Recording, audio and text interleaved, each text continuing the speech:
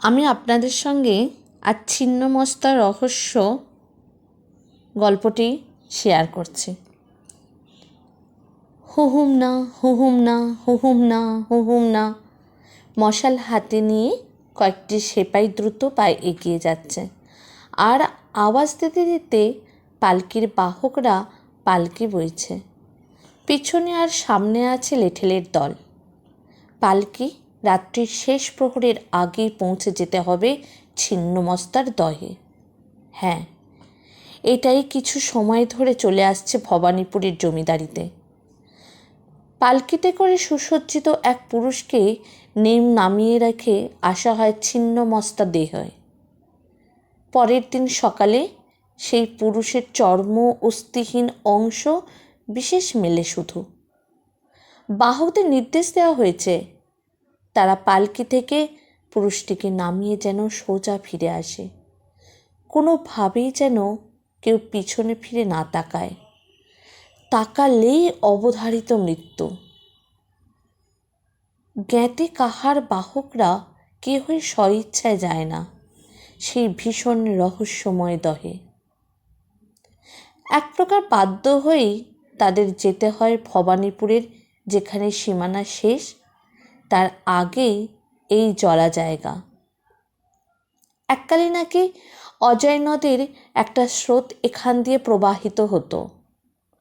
কালের নিয়মে নদ নিজের গতিপথ বদলে ফেলেছে, আর ওই নদের পথ হয়ে গেছে কাদার দলদল ভরা এক দহ।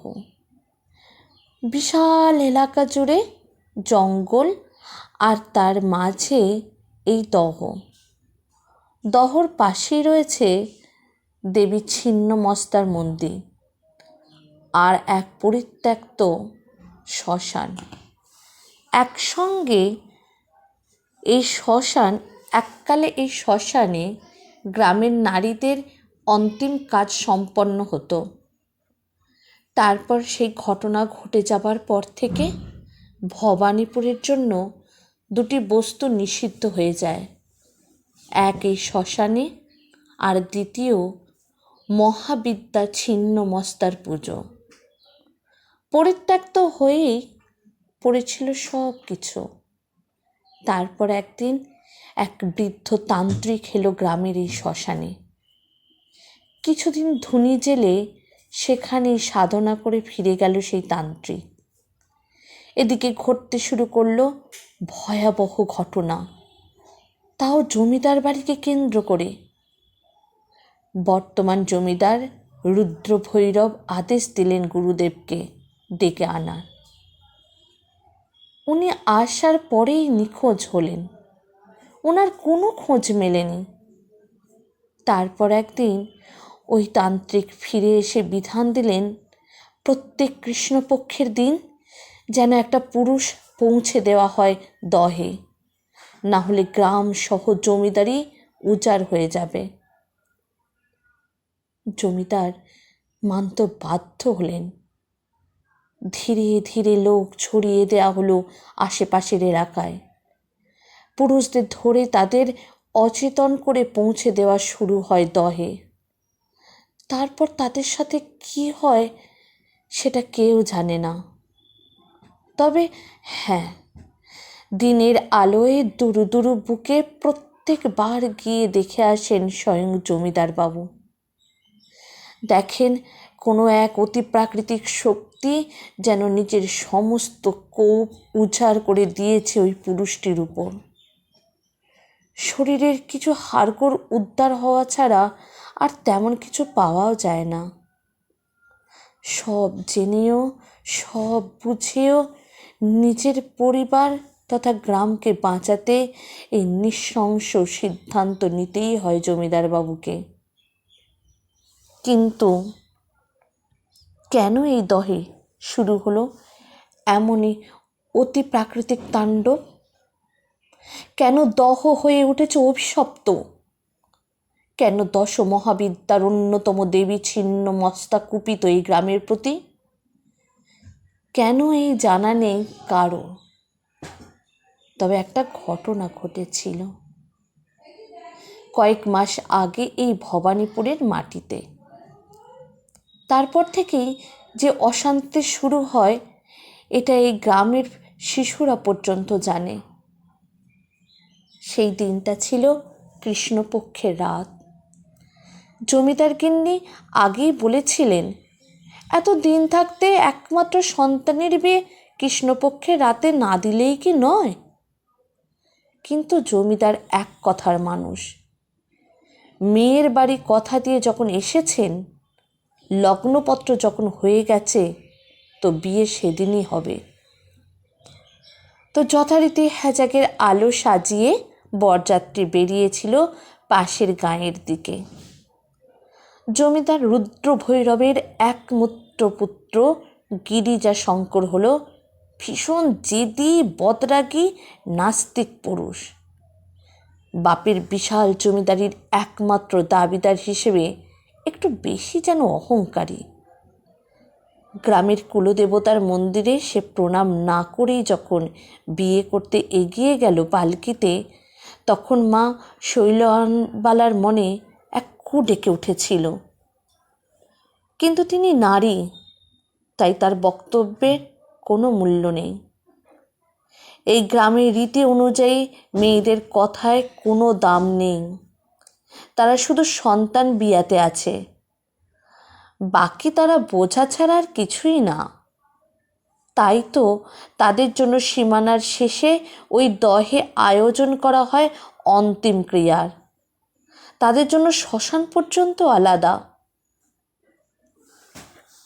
পুরুষদের যেখানে চিতা জ্বলে, সেখানে তাদের মৃত শরীরেরও ঠাঁই নেই। বরিশালের জমিদার সপ্তপর্ণী নিজের মেয়ের বিয়ের জন্য ভবানীপুরকে নির্বাচন করে যাতায়াতের সুবিধার্থে পাশের গ্রাম কুসুমগঞ্জে এসে উপস্থিত হন। কুসুমগঞ্জে ওনার ভাইরা ভাই থাকেন, তাই সমস্যা হয়নি।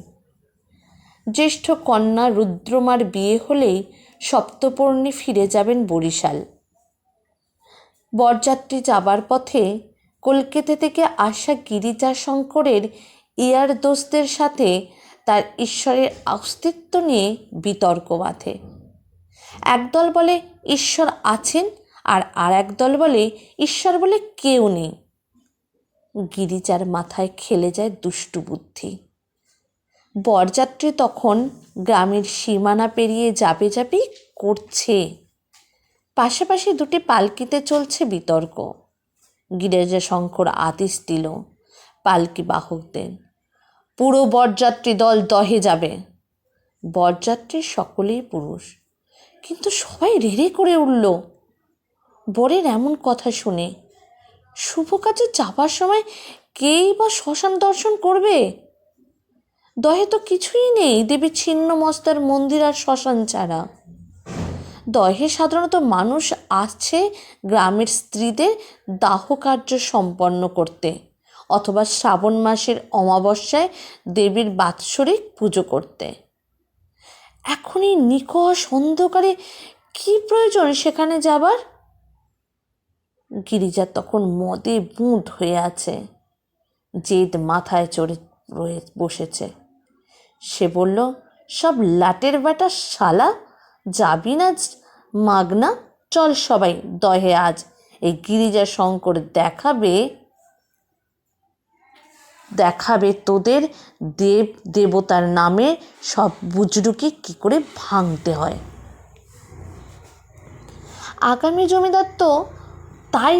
আগামী জমিদার সে তাই তার আদেশ অমান্য করা যাবে না। তার হাতে সময় থাকে পিস্তল। বলা যায় না, আজ শুভ কাজেও সেটি সঙ্গে করেই নিয়ে এসেছে। তারপর থেকে ধাঁ করে চালিয়ে সেটি কারো উপর। পিতৃপুরুষের দেওয়া প্রাণ কেই বা অমন বেঘরে দিতে চায়? তার বন্ধুরা ততক্ষণে বেশ আমোদ পেয়েছে এই নিয়ে। তারা বাহবা দিতে লাগলো গিরিজাকে। নায়েব মশাই বয়োজ্যেষ্ঠ হিসেবে যাচ্ছিলেন বিয়েতে। সঙ্গে নতুন বউকে আশীর্বাদ করার জন্য গিরিজার মামা। গিরিজার মামা রেগে বললেন, ভাগনা, তুমি যেতে চাও যাবে তোমার ইয়ার দোষদের নিয়ে, কিন্তু বাকিরা এখন কেউ ওই দহের মাটিতে পা দেবে না। গিরিজা বলল, বেশ তাই হবে, চলো বেহারাগণ, আমাদের দুটি পালকি নিয়ে দহে, আজ এসপার কি ওসপার করেই ছাড়বো আমি। বরযাত্রীর দল এইভাবে রাতের অন্ধকারে ভিন গ্রামে যাচ্ছিল যাতে মাংস আর মিষ্টির তর্ক করে বালতি বালতি খেয়ে আসা যায়। এই যেতেই বদরাকি জমিদারের পুত্র যে মাঝপথে এমন একটা অস্থির কাণ্ড ঘটিয়ে দেবে সেই আন্দাজ কেই বা করেছিল।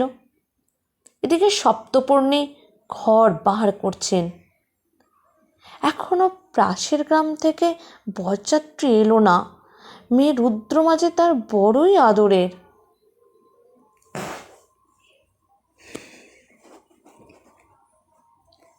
পরের অংশটা আমি পরের পর্বেই দেব। তোমাদের কেমন লাগলো জানাবে। অবশ্যই কোনো কোনো জায়গায় একটু আটকাচ্ছে, ভুল ত্রুটি হলে মার্জনা করে দেবেন।